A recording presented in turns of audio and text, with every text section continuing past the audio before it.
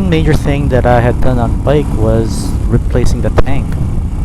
The stock tank was a little small and I didn't like the looks of it, so I replaced it with a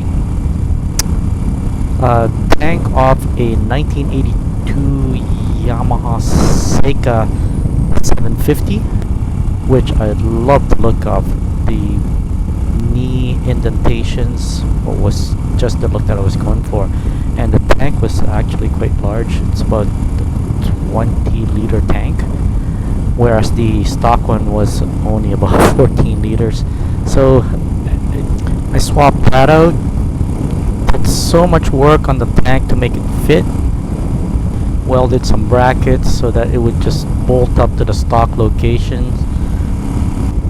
Painted the tank. Painted it a couple of times actually to where I have it now. And also the tank actually comes with its own fuel sender, so this bike actually has a fully functional fuel gauge. That was a pretty awesome bonus. Oh, I guess along with the tank swap, the seat also had to be modified. It is a stock seat, just had to cut off the nose, and obviously I redid the foam and the upholstery. I did it all myself, and it turned out pretty nice in my opinion. Worked out well. The last major modifications on the bike would be the rear sets. I designed and fabricated these myself. I looked around online for universal rear sets, and I just did not like any of them. They were just way too modern looking, and they're kind of ganky in my opinion. They're all using these long rods that just stick out of the bike. It does not look stock. So I decided to fabricate my own out of my own design, and I was quite proud of them. They worked out really well. Obviously there was a lot more work done on the bike than what I had mentioned. So many parts were changed, everything was really torn down and built right back up. Brakes were all rebuilt. It's gone through several gauges and lights and turn signals, the clip-ons. There was just so much work done on this thing. Braided lines were installed. What else?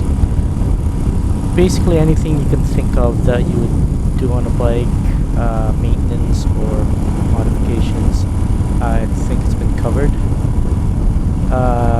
The 920 clutch felt like it was slipping, so that was replaced. I put some carbon fiber clutch plates, and that made a big difference in the clutch bite.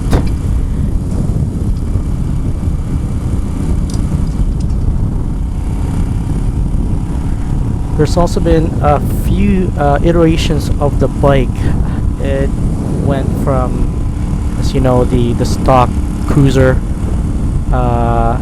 look, and yeah, it's been through a stage where it was I had made it to be a tracker or a scrambler before getting into this cafe racer final look. So I'll show some pictures of that.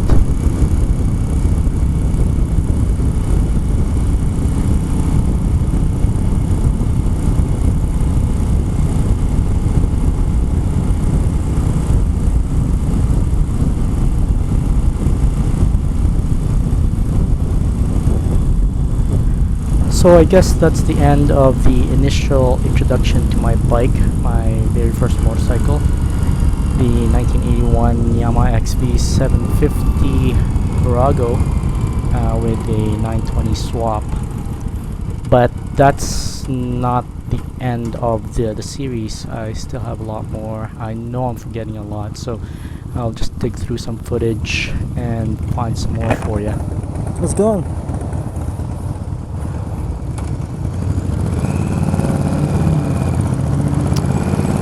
In the coming videos, I'll put up some of the road trips I've had with this bike. I've been on a few.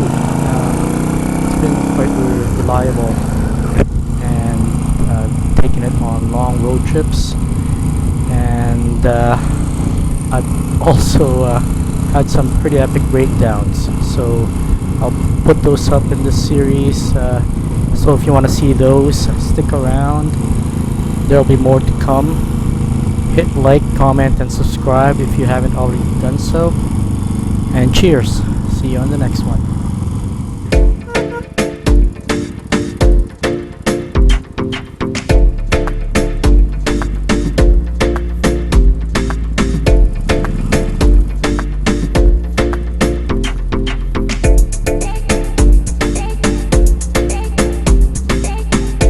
Hey guys.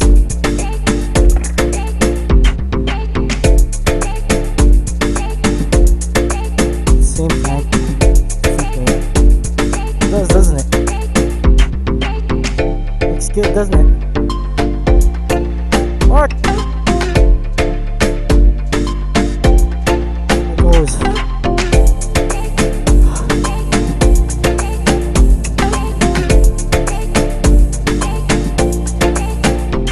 That's alright. I don't know about that.